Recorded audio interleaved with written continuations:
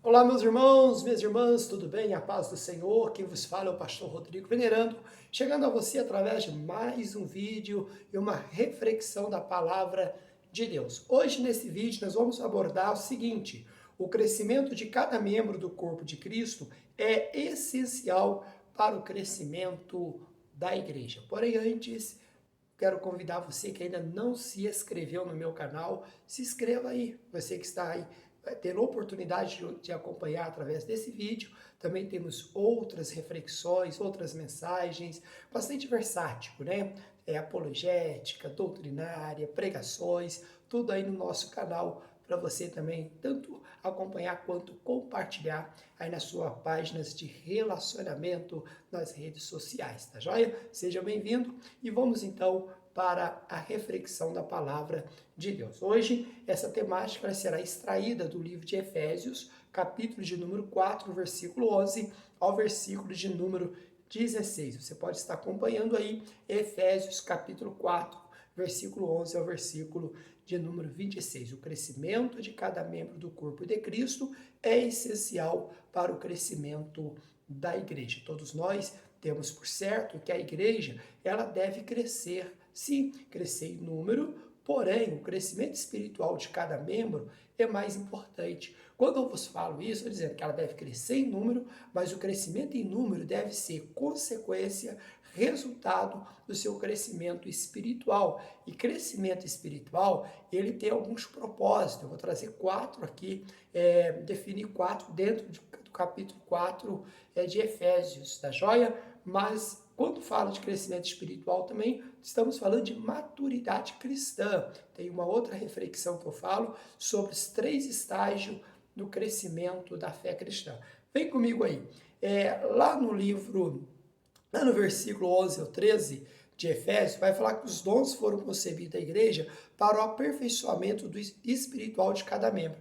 Eu olho, por que Deus dá dom ministerial? Por que Jesus dá o dom pastoral, evangelista, porque Deus levanta obreiros, certo? Não é para trazer status para si, não é para ser visto, não. O ministério tem propósito definido. Olha que interessante, lá no versículo 11 do capítulo 4 aos Efésios, está assim escrito: E ele mesmo concedeu uns para apóstolos, outros para profetas, outros para evangelistas, outros para pastores e mestre, com vista ao aperfeiçoamento dos santos para o desempenho de seu serviço, para a edificação do corpo de Cristo, até que todos cheguemos à unidade da fé e do pleno conhecimento do Filho de Deus, à perfeita varonilidade, à medida da estatura da plenitude de Cristo. Então aqui tem algumas observações.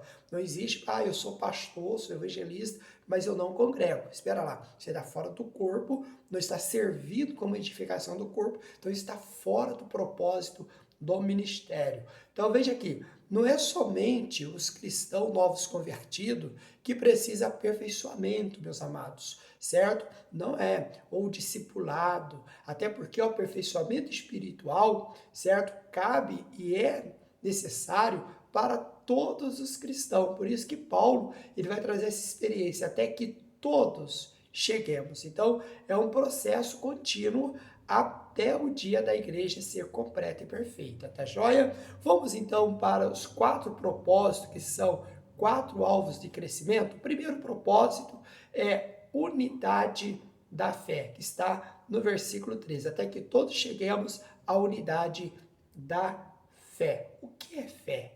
Né? A fé hoje ela é muito discutida. Eu tenho fé, eu creio. As pessoas confundem fé com crendice, fé com religiosidade, tem a fé dogmática, tem a fé natural, tem a fé sobre, eu creio no poder, no sobrenatural de Deus. Mas o que define essa unidade da fé? Então, antes de eu falarmos um pouco mais da natureza dessa fé, é importante nós observarmos e não confundirmos, certo? A fé com pensamento positivo ou conceitos motivacional, superação, ilusionismo. Não podemos confundir a fé com esses elementos, tá joia? Agora sim, devemos compreender que a unidade da fé significa a mesma crença, verdade que todos reconhecem. A fé necessita de base para quê? Para poder alegar uma convicção fundada na palavra e na vontade de Deus. Devemos desconfiar, amados, de todo e qualquer tipo de fé que tenha sua origem fora da palavra de Deus. Fé mística, apenas pautada em experiências pessoais. Não. Romanos 10:17 diz que a fé vem pelo ouvir e ouvir pela palavra de Deus, tá certo? Hebreus capítulo 11 diz que a fé, ela tem um fundamento, tá, ok? Ela tem um fundamento, isso é fato. Vamos lá. Então, primeira questão, unidade da fé. Segunda questão, o pleno conhecimento do Filho de Deus.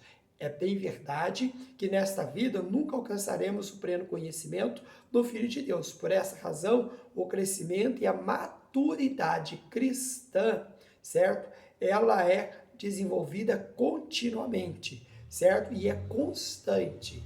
Agora, quando eu falo de espiritualidade, não é euforia litúrgica, mas é uma maturidade de discernir as coisas espirituais, nas nossas ações, no nosso andar, no nosso falar, certo? No dia a dia, que é o testemunhar da fé. Olha que interessante, Paulo vai dizer em 1 Coríntios 13:12, porque agora vemos como espelho obscuramente, então veremos face a face. Agora conheço em parte, então conhecereis como também sou conhecido.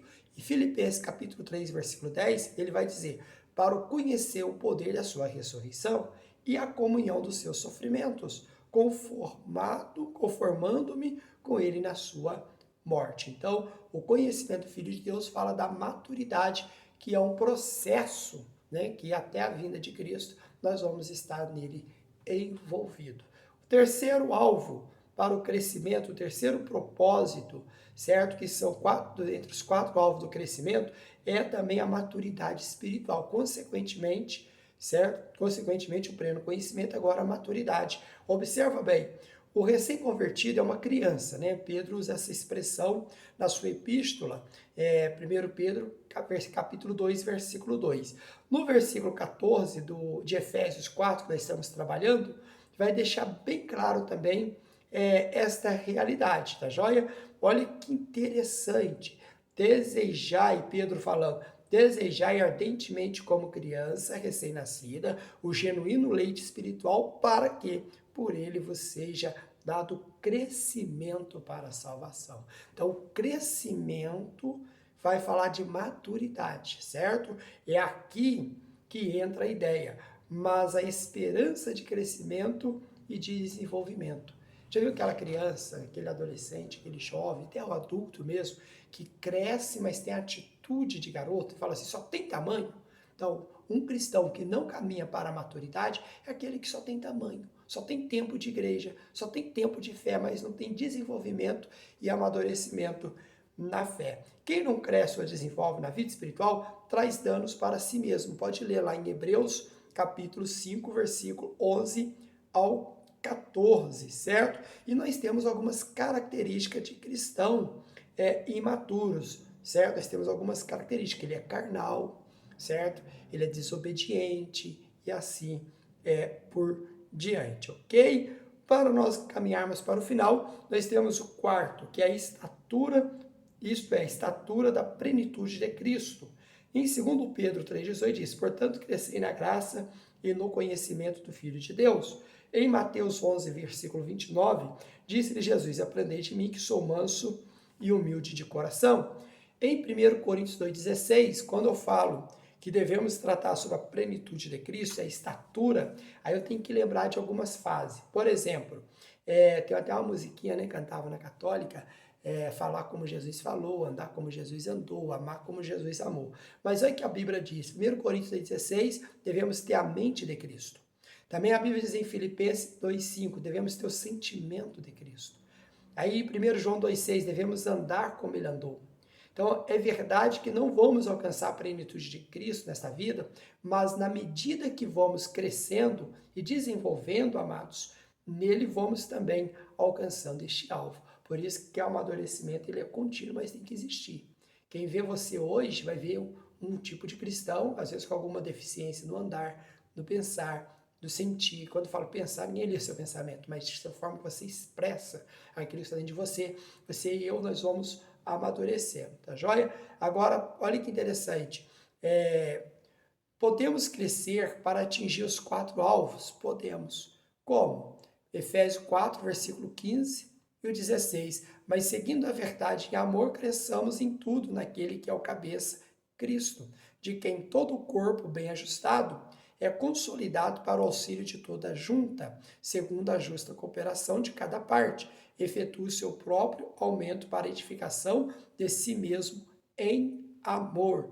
Vamos lá, seguir a verdade em amor é crescer no caráter e na semelhança de Cristo. Para encerrar, então, nós temos aqui 2 observações. Primeiro, a igreja cresce pela união com Cristo, isso é fato, ele é tudo para a igreja, que cresce pela união com ele e pela direção, para a direção dele.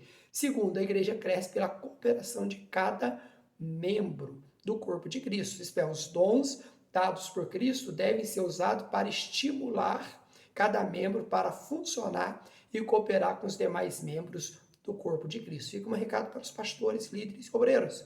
Ninguém é chamado para ser estrela, estátua ou ser visto, mas para cooperar para o crescimento, para a edificação do corpo, isto é, da igreja. Tá joia? Sabemos que no corpo humano a saúde depende do serviço de cada membro no seu devido exercício. Cada membro do corpo de Cristo deve prestar serviço para o bem geral. Nem todos são mãos, mas cada membro do corpo é um contribuinte para o crescimento da igreja. E se tem saúde, terá também atividade. Que Deus abençoe a sua vida, a sua casa, a sua família e cresçamos espiritualmente, pois o nosso crescimento, nosso amadurecimento vai refletir para o benefício para todo o corpo de Cristo, que é a igreja do Senhor. Deus abençoe!